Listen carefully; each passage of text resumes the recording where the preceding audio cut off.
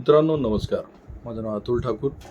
तुम्ही बघत आहात लाईफ कॅटलिस्टचा आमचा हा यूट्यूब चॅनल, ज्यामध्ये आम्ही लघु आणि मध्यम उद्योजकांच्यासाठी जे ट्रेनिंग प्रोग्राम्स घेतो, वर्कशॉप्स घेतो, त्यामधल्या काही गोष्टी मी तुमच्याशी शेअर करत असतो.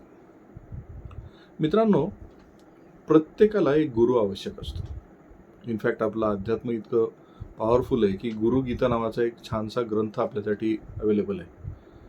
आणि माझं असं मत आहे, प्रत्येकाने गुरुगीता वाचलीच पाहिजे, कारण त्यामध्ये गुरुचे प्रकार सांगितलेले आहेत, गुरु कसे असतात. यामध्ये केवळ कुणीतरी व्यक्तीने आपल्याला मार्गदर्शन करणे म्हणजे त्याला गुरु म्हणून मान्यता देणं हे इतकं सोपं नाही आहे.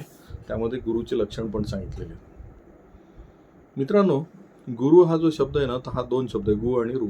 आता हा शब्द जो गु म्हणजे अंधकार, रू म्हणजे दूर करणारा व्यक्ती. जो अंधकार दूर करतो त्याला गुरु म्हणतात. तुम्ही जिथे जिथे अडलेले आहात, तुम्ही जिथे जिथे प्रॉब्लेममध्ये आहात, त्या प्रॉब्लेममधून तुम्हाला बाहेर काढणारा कुठलाही स्वार्थ नसणारा व्यक्ती म्हणजे गुरु असतो. मुळामध्ये आपण परंपराच आपली गुरु शिष्यांची आहे, पण आता ही थोडी थोडी बदलत चाललेली आहे. पण मित्रांनो, मला तुम्हाला एक उदाहरण सांगायचं आहे की आपण महाभारताला सगळ्यांनी जवळून पाहिलेलं आहे, ऐकलेलं आहे, वाचलेलं आहे.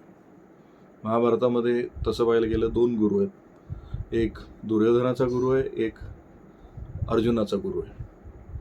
या दोन्ही गुरूंमधला जर तुम्हाला फरक लक्षात आला ना, तर तुम्हाला लक्षात येईल की तुम्ही गुरु हा कोणाला मानायला हवा. श्रीकृष्ण हा या गुरु म्हणून जर या व्यक्तीला किंवा या श्रीकृष्णाला आपण गुरु म्हटलो. आता एक लक्षात घ्या, श्रीकृष्णाला आपण सहजपणे अरे श्रीकृष्ण म्हणतो, कारण ते हृदयस्थ व्यक्तिमत्व आहे. जे आपल्या लोक हृदयात असतात ना, राम श्रीकृष्ण, त्यांना आपण हृदयातून बोलत असतो. जसं आईला आपण अरे म्हणतो, तसंच श्रीकृष्ण पण आहे. श्रीकृष्णाचं वैशिष्ट्य काय माहिती का? श्रीकृष्णाने प्रत्येक गोष्ट जी केली ती वैयक्तिक काहीच नाही केली, ती प्रत्येक गोष्ट शिष्याने जिंकावं म्हणून केलेली.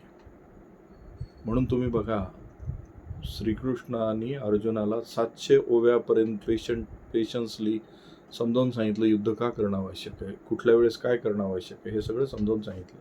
आणि शेवट काय झालं, तर युद्ध हे पांडवांनी जिंकलं. या विरुद्ध दुर्योधनाने गुरु केलं होतं शकुनीला.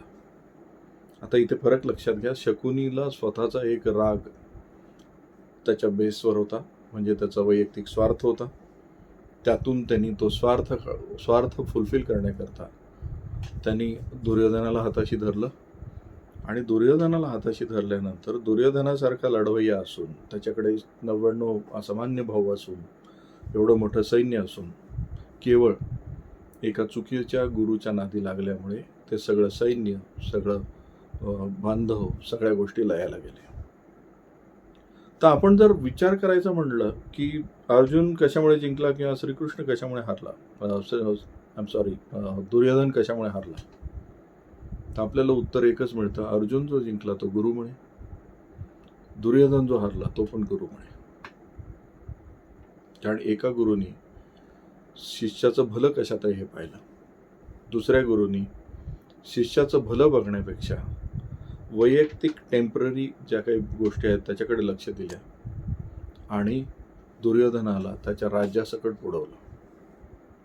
मित्रांनो, मी ट्रेनिंग्समध्ये असे बऱ्याच प्रकार पाहतो की इन्व्हेस्टमेंटसाठी कोणीतरी गुरु खोळलेलं असतं कोणाला तरी, त्यानंतर फायनान्ससाठी गुरु मानतात किंवा मेंटॉर्स म्हणतात आजच्या भाषेमध्ये, किंवा रिलेशनशिपसाठी मेंटॉर्स मानतात. आणि त्याचे जर हेतू शुद्ध नसतील तर तुमचं वैयक्तिक आयुष्य तुम्ही पणाला लावलेलं असतं.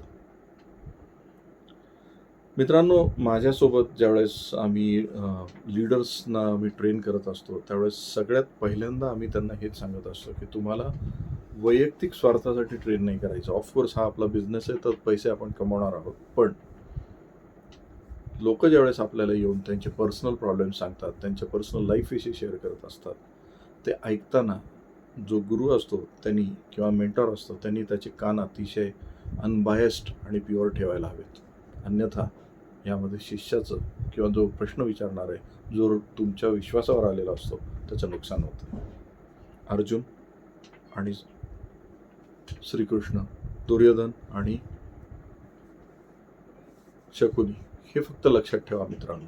त्यामुळे तुम्ही ज्यावेळेस गुरु म्हणून कोणाकडे बघत आहात, मेंटॉर म्हणून बघत आहात, तुम्ही ज्यावेळेस कोणाकडे ट्रेनिंगला जात आहात, तर तुम्ही हा विचार करा, हा मला श्रीकृष्णासारखं ट्रेन करणार आहे की शकुनीसारखं.